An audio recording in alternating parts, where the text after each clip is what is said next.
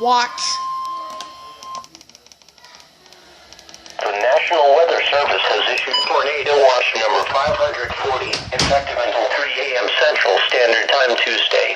This watch includes the following counties in Oklahoma: Canadian, Cleveland, Grady, Kingfisher, Logan, McLean, and Oklahoma. Remember, a tornado watch means that conditions are favorable for the development of severe weather, including tornadoes, large hail and damaging winds, and close to the watch area. While severe weather may not be imminent, persons should remain alert for rapidly changing weather conditions and listen for later statements and possible warnings.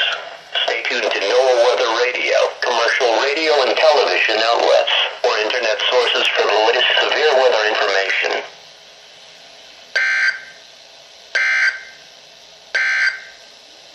From the Norman Forecast Office, here is the forecast for Oklahoma City and surrounding area.